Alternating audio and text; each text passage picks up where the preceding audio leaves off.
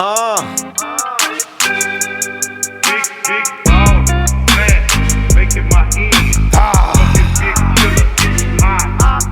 Big ball, fat, making my end. Yeah. Fucking big killer, hot. 20% tent, I'm riding and sipping good. Today was a good. What up, YouTube? What's going on, man? You guys already know who it is, man. It's your boy, Sports God TV, where we talk sports like religion. If you haven't already, make sure you hit that like and subscribe button, man. Click that notification bell so you could get notified when I upload.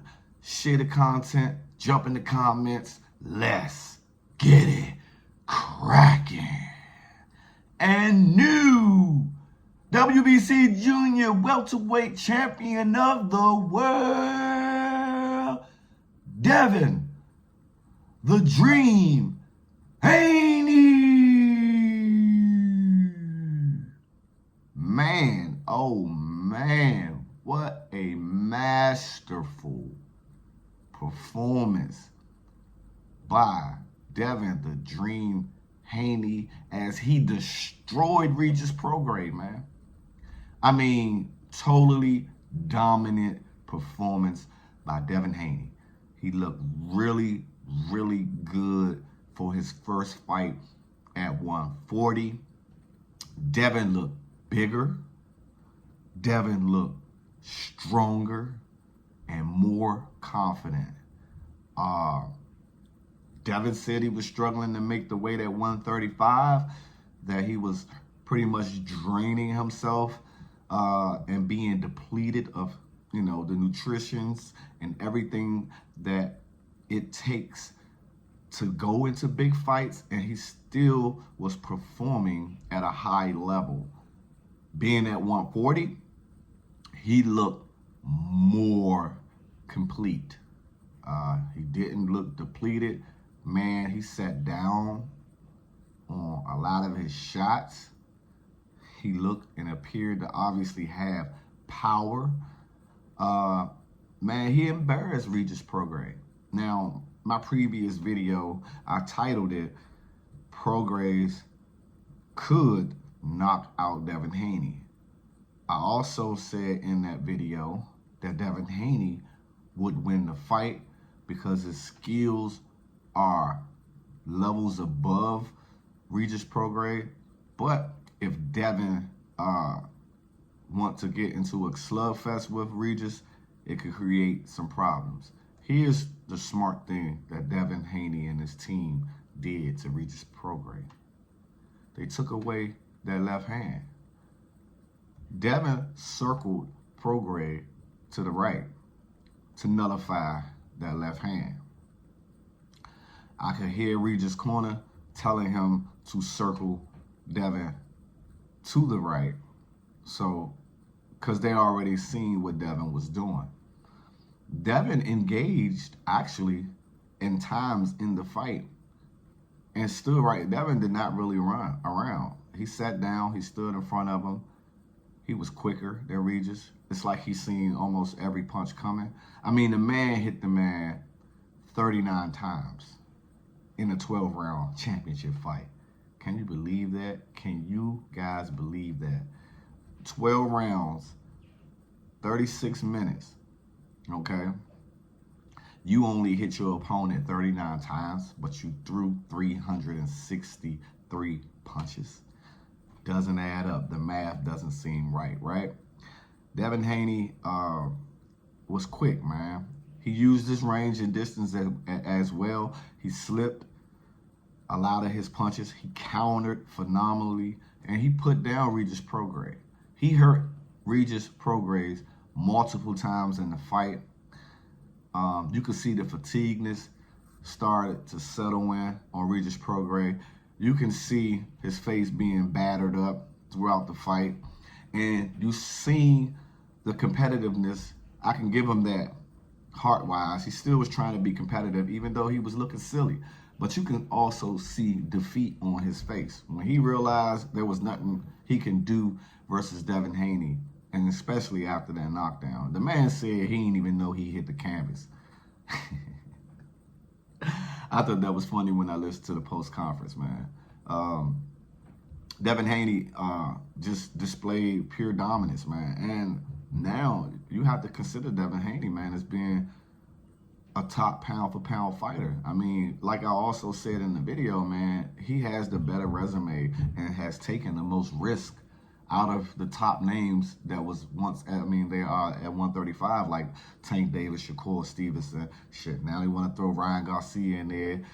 I mean, he has accomplished more than all of those guys, right? He sold out the Golden State Warriors building, the Chase Center. 16,000 people reportedly, you know, that was in attendance. Over 16,000. So, okay. I mean, that was in his backyard, but he sold out the arena. So he's a star. He just need dance partners now at this point. And we know at 140 you got Teofimo Lopez there. You have Ryan Garcia there. And we also know that Tank Davis went up to 140 to defeat Mario Barrios. So it's not like Tank can come up and make the fight at 140 as well, which I think that'll be the biggest fight. Shakur, he doesn't have it right now to be able to go up to 140. Maybe he will entertain that at 140 just because him and Devin have a pass. But at the same time, you got to give Devin Haney his credit. I mean, two-time division champion, once undisputed champion at 135, and now he snatched up a title in his first fight at 140. Speaking of Tank Davis, Devin said something that was really interesting, and Bill Haney said that if Tank really want to make the fight happen, instead of talking down on the fight, talking down on Devin, saying that he can't sell, he can't do this, he can't do that. Well, it seemed like he checked off everything. He sold out the arena. And it's already obvious that he's a superior boxer. I don't see why that fight couldn't be made. Bill claims that, you know, his team just overcharges people for pay-per-view fights, and Tank dance partners aren't legitimate enough fighters to compete with him. And so he's saying Devin Haney's dance partners are more complete and more accomplished than Tank Davis's opponents. And I do agree with that. And Davis, he also said that Davis' team always line him up with, you know, Mexican fighters. Obviously, you know, Black Americans and Mexican fighters, when they fight against each other, it always gonna be a big draw, especially if it's big names. But Bill Haney, like, listen, two brothers in the ring can also sell out arenas as well, which I totally agree that they can.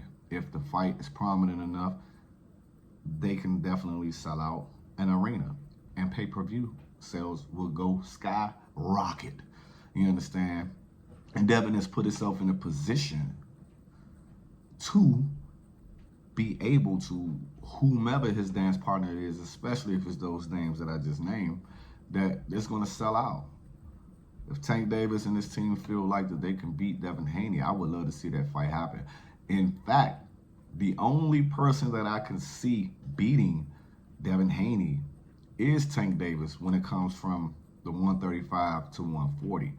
Now, they meaning Devin Haney and Bill Haney and Eddie Hearn is even entertaining, you know, possibly moving up to 147 to fight the likes of Mario Barrios or Keith Thurman. I wouldn't want to see him fight Mario Barrios. I think he dominates Mario Barrios as well, because he's just not skill-wise. He's not on Devin level. Now, Keith Thurman would be an interesting fight, even though Keith Thurman, you know, what's up, son?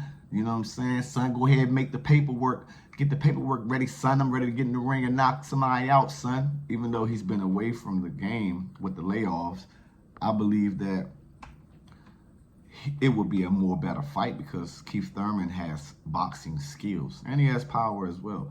So I think that'll be a really good fight. But come on, man, let's just be real.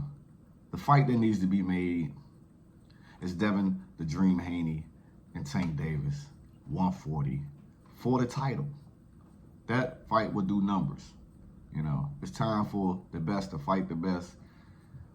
Devin got his fight in December. Tank obviously has been off and is going to be ready to rock and roll in 24. Hey, man, won't y'all make that fight happen early 24, man. It all depends on how much time Devin needs to take off.